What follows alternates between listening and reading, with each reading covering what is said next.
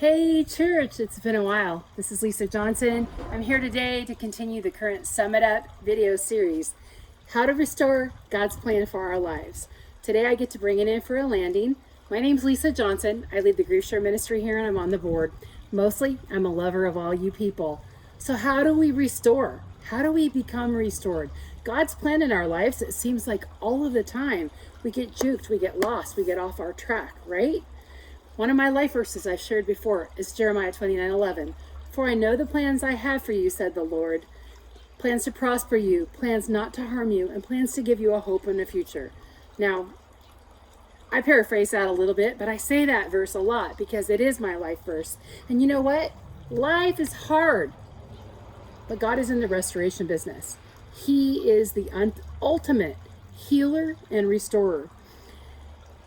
Some of you watch DIY shows. I've gotten into that a little bit thanks to my friend Loretta and others that have taught me about it. And sometimes things that have scuffs and marks on them, wrinkles, gives you character. Those are our life lessons, and I call those wisdom marks. You know, Jesus, he makes all things new. There's a verse actually in Revelation 21:5 that says, behold, I make all things new. And we know that if we give our lives to Jesus and we commit our lives in Christ, he makes us a new creature. But what happens in life is we have setbacks, we have heartache, we have failures, we have poor decisions. We just have life events that happen and they're rough. My son is he was a college pitcher. Now he's a pitching coach and a teacher, and he does pitching lessons, and I learned so much from him. So I'm going to quote my son Josh a little bit today. I love baseball. I don't know about you, but there are a lot of things that are really important in baseball. And as a pitcher, and being a pitcher mom, a baseball mom, and so for those of you who are baseball moms, my heart goes out to you. Keeping those pants white is important. I did it well. You can too. But, you know, pitching, man, if your kid is on the mound and they're having a bad outing, that is rough.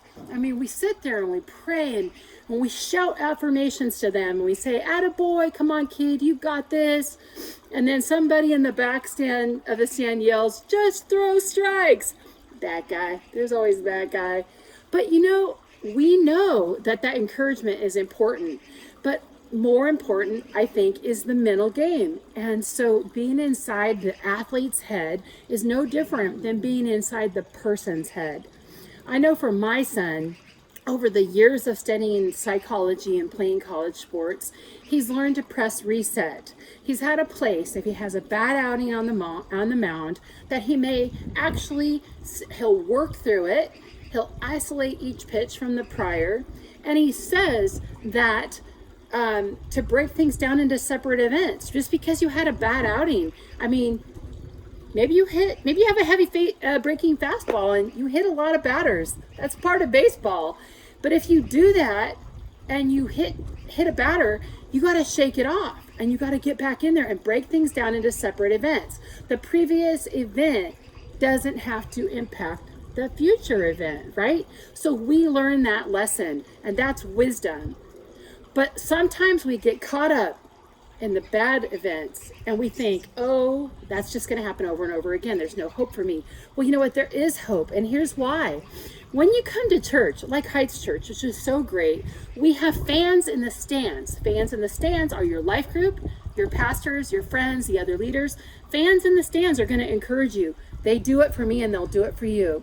We're going to get the atta girls and the atta boys and come on, you got this. You can do it. You got this. And yes, skills and drills. We have skills and drills. We have life group. We have Bible studies. We have classes. We have seminars. We have Zoom meetings. Hallelujah for Zoom, right? But pretty soon I'm going to get to see you again. But I digress. What I just wanted to say, you know what? God allows us to write off the bad games off of our record. Yep, they don't go in the stat book. Every day, that behold, I make all things new. He's restoring us, not just to our former condition, but every day he makes us new. It is work to recover. God is in the stands. So walk onto the field, you guys. Press reset. Today is the day. You are in the starting lineup. You. Yes, you. Put your jersey on. Get in the game of life. I double dog dare you to let God do his mojo.